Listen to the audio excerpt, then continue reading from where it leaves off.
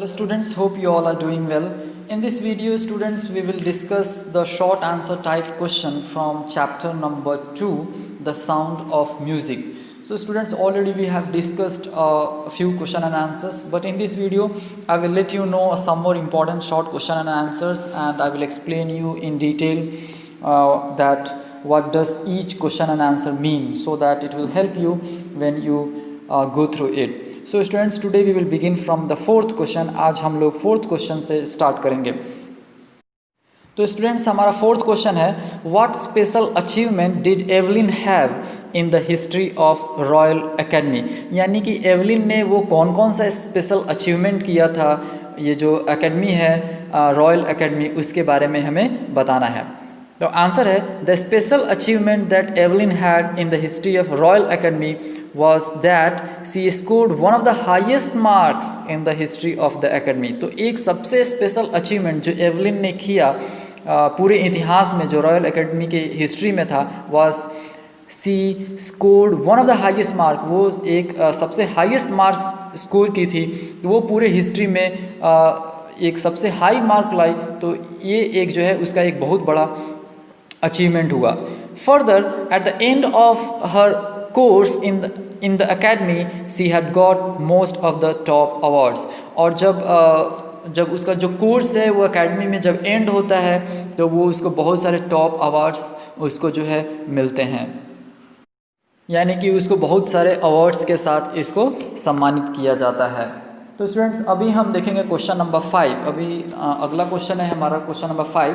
Y did Evelyn use to remove her shoes on a wooden platform. Evelyn जो है क्यों अपने shoes को वुडन प्लेटफॉर्म पे रिमूव कर देती थी, यानी हटा देती थी. आंसर है, on a wooden platform Evelyn use to remove her shoes so that she could sense the vibrations passing through her bare feet. तो वुडन प्लेटफॉर्म में एवलिन जो है वुडन प्लेटफॉर्म पे अपने शूज़ को रिमूव कर देती थी because she could sense the vibration, ताकि वो वाइब्रेशंस को क्या कर सके, सेंस कर सके. कैसे? Passing through her bare feet, यानी कि उसके पाँव से जो वाइब्रेशन है उसके बॉडी में पास हो रहे थे. यही वो रीज़न है कि वो शूज़ को रिमूव कर देती थी वुडन प्लेटफॉर्म पे. With shoes, she could not get the vibrations properly and therefore she would not be able to feel the music. With shoes, यानी कि अगर वो शूज़ पहन के जाते वुडन प्लेटफॉर्म पे तो जो वाइब्रेशंस थे वो उसके बॉडी में प्रॉपरली पास नहीं होते. यही वो रीज़न है कि वो शूज़ को रिमूव कर दे रही थी. ओके, और लास्ट में यहाँ पे दिया गया है, and therefore she would not be able to feel the music. तो अगर वो शू को रिमूव नहीं करती तो she might not feel the music, वो म्यूज़िक को फील नहीं कर पाती और अकॉर्डिंगली वो एक्ट नहीं कर पाती या परफॉर्म नहीं कर पाती. तो यही वो रीज़न है कि वो वुडन प्लेटफॉर्म पे अपना शूज़ को रिमूव कर देती थी. क्वेश्चन नंबर 6 है, how was Evelyn able to express music so beautifully. यानी एवलिन जो है कैसे म्यूज़िक को एकदम ब्यूटिफुली, काफ़ी खूबसूरती से कैसे उसको एक्सप्रेस कर पाती है. आंसर है, Evelyn was able to express music so beautifully because she was able to feel it far more deeply than others. Evelyn जो है वो म्यूज़िक को इतना ब्यूटीफुली इसलिए एक्सप्रेस कर पा रही है क्योंकि she was able to feel it, वो उसको फील कर सकती थी, महसूस कर सकती थी. फार मोर डीपली देन अदर्स, यानी कि काफ़ी गहराई में उसको फील कर सकती थी जितना कि दूसरे व्यक्ति उसको नहीं कर सकते हैं. Okay, more deeply than others.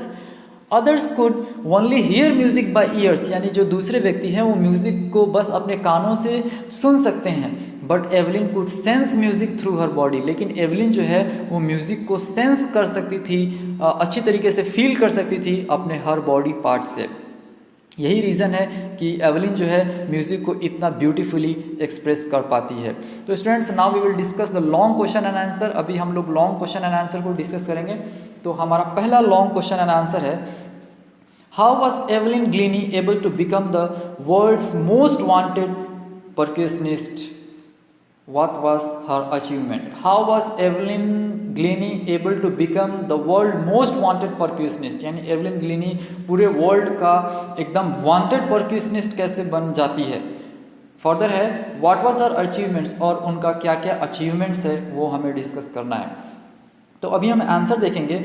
Evelyn Glennie was able to become the world's most wanted percussionist through her hard work and determination. तो वर्ल्ड का सबसे वांटेड परक्यूशनिस्ट कैसे बन जाती है? थ्रू हर हार्ड वर्क, उसके कड़ी मेहनत के कारण वो बनती है, एंड हर डिटर्मिनेशन, उसके अंदर एक स्ट्रॉन्ग डिटर्मिनेशन था, एक स्ट्रॉन्ग इच्छा था बनने का, एक जुनून था।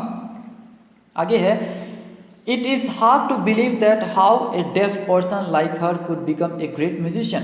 ये बहुत ही हार्ड है, ये बहुत ही मुश्किल है विश्वास करना कि उसके जैसा एक डेफ पर्सन, एक डेफ इंसान कैसे एक इतना बड़ा म्यूजिशियन बन सकता है। फर्दर पैराग्राफ में है, Evelyn did not let her hearing disability become a hurdle या hindrance in achieving her goal of making music her life. यानी कि एवलिन जो है इस हियरिंग डिसेबिलिटी को एक हर्डल बनने नहीं देती है, एक हिंड्रेंस नहीं बनने देती है अपने गोल को अचीव करने में। होता है ना, एक परेशानी बनने नहीं देती है कि हाँ चलो I am not able to hear, तो ये हमारे लिए एक हर्डल बन जाता है, ऐसा नहीं। Her determination and will power help her to learn the xylophone. उसके अंदर एक इतना स्ट्रॉन्ग डिटर्मिनेशन था, एक स्ट्रॉन्ग जुनून था और एक विल पावर था, एक जो जाइलोफोन होता है उसको बजाने का, सीखने का, उसके अंदर एक स्ट्रॉन्ग डिटर्मिनेशन था। Okay, her determination and will power help her, उसका जो विल पावर और डिटर्मिनेशन उसको हेल्प किया आगे तक जाने के लिए। She tuned her mind and body to receptive to the sound and vibrations as she was unable to hear from her ears. She tuned her mind, यानी कि उसने अपने बॉडी को इस तरीके से ट्यून किया, इस तरीके से बनाया, to the receptive to the sound, यानी कि वो हर वाइब्रेशन को, हर साउंड को वो काफ़ी आसानी से वो सुन सके, महसूस कर सके। Okay, that's what is given here, receptive to the sound and the vibration as she was unable to hear from her ears, क्योंकि वो अपने कानों से नहीं सुन पा रही थी, इसीलिए उसने अपने बॉडी और माइंड को ऐसा बनाया, ऐसा रिसेप्टिव बनाया कि वो हर चीज़ों को महसूस कर सके अपने बॉडी के अलग अलग पार्ट से। She joined orchestra and then moved on to become a solo player. पहले उन्होंने ऑर्केस्ट्रा ज्वाइन किया और फिर वहाँ से सोलो परफॉर्मेंस भी वो करने लगी, and then moved on to become a solo player. Solo यानी कि होता है सिंगल परफॉर्मेंस करने लगी further. Evelyn has achieved a lot in her life. Evelyn जो है अपने लाइफ में बहुत कुछ अचीव की है, बहुत कुछ पाई है। She scored the highest mark in the audition for the Royal Academy of Music in London. तो जैसा हमने प्रीवियस क्वेश्चन में देखा कि उसने क्या किया, हाईएस्ट मार्क स्कोर की थी एवलिन गिलिनी ने। जब ऑडिशन हुआ था रॉयल अकेडमी म्यूज़िक में जो लंदन में है, जब उसमें ऑडिशन हुआ था तो वो हाईएस्ट मार्क्स स्कोर की थी। She had received most of the awards at the end of her 3-year course at the academy। और जब उसका जो 3 years का कोर्स जो था एकेडमी में, जब वो ख़त्म हो रहा था तो बहुत सारे उसको अवार्ड से उसको सम्मानित भी किया जाता है। और लास्ट है, she has a mastery over thousand instruments and is the world's most sought after multi percussionist. यानी कि वो जो है थाउजेंड्स, 1 2 3 या 100 या 200 नहीं, 1000 इंस्ट्रूमेंट्स को मास्टर कर चुकी है और world's most sought after multi percussionist. और मल्टी परक्यूशनिस्ट के तौर पे उसका पूरे दुनिया में ताल वादक जिसको कहते हैं उसका नाम आता है। फर्दर है, in 1991 she was given the Royal Philharmonic Society soloist of the year award. यानी कि 1991 में उसको रॉयल फिलहारमोनिक सोसाइटी जो सोलोइस्ट अवार्ड होता है उस साल का, उससे उसको सम्मानित किया गया था। She works very hard and performs at many places. और आगे बताया जा रहा है कि वो काफ़ी कड़ी मेहनत करती थी, works very hard and performs at many places, और वो विभिन्न जगहों पे परफॉर्मेंस को देती थी। और आगे है, she gives free concerts in prisons and hospitals. यानी कि वो प्रिजन्स में जो जेल थे और जो अस्पताल थे, हॉस्पिटल्स थे, उसमें वो फ्री कंसर्ट्स देती थी। And has become a source of inspirations for the disabled people. और वो एक इंस्पिरेशन बन गई थी, एक सोर्स ऑफ इंस्पिरेशन, यानी उन लोगों के सामने वो एक रोल मॉडल जिसे कहते हैं, एक एग्जाम्पल, उनको काफ़ी एक हिम्मत बांधना। तो वो एक तरह का इंस्पिरेशन थी जो डिसेबल लोग थे, जो प्रॉपरली होता है ना फिजिकली चैलेंज्ड लोग, तो उनके प्रति एक एग्जाम्पल बन गई थी, इंस्पिरेशन बन गई थी कि हाँ आप भी कुछ कर सकते हैं। फर्दर हमारा सेकेंड क्वेश्चन है, how does Evelyn's life become a source of inspiration to the handicapped. तो स्टूडेंट्स यहाँ भी हम देख रहे हैं सेम चीज़ आ रहा है। हाउ डज एवलिन्स लाइफ, कैसे एवलिन का लाइफ जो है वो एक सोर्स ऑफ इंस्पिरेशन बन जाता है किसके प्रति, फॉर द हैंडीकैप लोगों के प्रति, कैसे एक इंस्पिरेशन का कारण बनता है। तो आंसर देखेंगे, Evelyn has become a source of inspiration for the deaf because she did not let her deafness come in the way of becoming a world famous musician. यानी एवलिन जो है, Evelyn has become a source of inspiration, Evelyn जो है एक inspiration का source बन जाती है किस लोगों के लिए, फॉर द डेफ, जो डेफ थे, because she did not let her deafness come in, क्योंकि वो अपने डेफनेस को एक हिंड्रेंस बनने नहीं देती है, उसको सामने बाधा बनने नहीं देती है, सामने नहीं आने देती है, इन the way of becoming a world famous musician, यानी कि वर्ल्ड फेमस म्यूजिशियन बनने के बीच में उस डेफनेस को वो आने ही नहीं देती है। एक जो होता है ना हिंड्रेंस बनना, बीच में बाधा बनना, वो नहीं होने देती है। She had become completely deaf at the age of 11 due to gradual nerve damage. तो जैसा हमने देखा कि वो कम्प्लीटली डेफ हो जाती है at the age of 11 years में, वो जो है बिल्कुल डेफ हो जाती है due to gradual nerve damage, यानी कि जो उसका जो नर्व है वो धीरे धीरे डैमेज हो जाता है। Despite this disability, she was determined to lead a normal life and pursue her interest in music।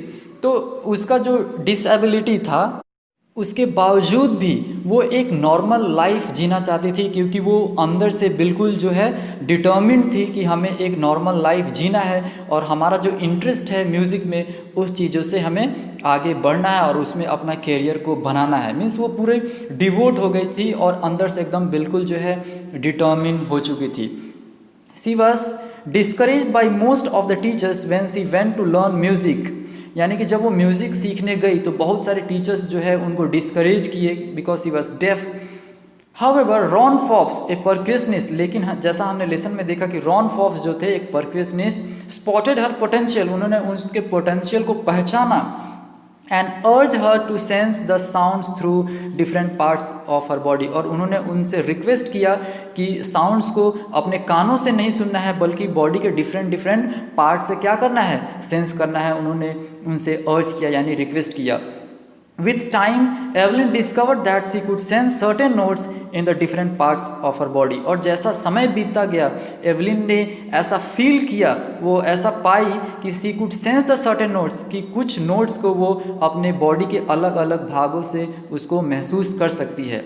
She learned to open her mind and body to different sounds and vibration। और धीरे धीरे Evelyn Glennie ने अपना mind और body को अलग अलग sounds और वाइब्रेशन के प्रति काफ़ी जागरूक किया और उस पर उनका रुझान जो है वो आ जाता है।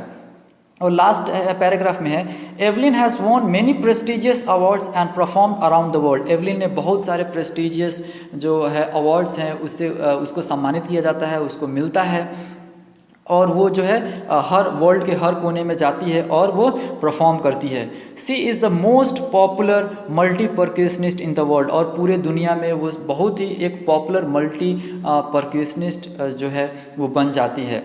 She has already accomplish more than most people twice her age, यानी कि जो लोग उसके दुगने एज में जो नहीं कर सकते हैं वो काम जो है एवलिन ने अपने एज में कर दिखाया। With all this achievements she is surely a symbol of success and a source of inspiration for the handicap. तो हम ये सब चीज़ों से कह सकते हैं, विथ ऑल दिस अचीवमेंट्स, इतने सारे उन्होंने बड़े बड़े अचीवमेंट्स किए, she is surely a symbol of success, वो एक डेफिनेटली एक सक्सेस का सिंबल है, एंड सोर्स ऑफ इंस्पिरेशन, और एक इंस्पिरेशन का वो एक स्रोत है फॉर द हैंडीकैप। जितने हैंडीकैप लोग हैं वो सब इनसे, एवलिन ग्लीनी से एक इंस्पिरेशन ले सकते हैं कि कैसे in spite of being deaf, कैसे एवलिन ग्लीनी ने अपने लाइफ का हर मोड़ पे उन्होंने ऑब्स्टेकल को फेस किया और कैसे वो लाइफ में जो डेफनेस है उसको एक हिंड्रेंस नहीं बनने दी और एक वर्ल्ड फेमस बन गई और इतने सारे अचीवमेंट्स को भी पाई, और उन्होंने बहुत सारा इतिहास भी बनाया, जैसे हाईएस्ट रैंक वो लाई थी रॉयल एकेडमी में, जैसा कि हमने देखा जो लंदन में है। तो स्टूडेंट्स आई होप कि ये लेसन आपको काफ़ी क्लियरली समझ में आ गया होगा। स्टूडेंट्स यहाँ पे हमारा सेकेंड चैप्टर का जो हमारा फर्स्ट पार्ट है, फर्स्ट पार्ट यहाँ पे स्टूडेंट्स एंड होता है, जिसका नाम है the sound of music. Evelyn Glennie listens to sound without hearing. Up to hear it completes. In the next video we will discuss the second part of our second chapter. So students, in this video I'll stop till here. Have a nice day. Thank you.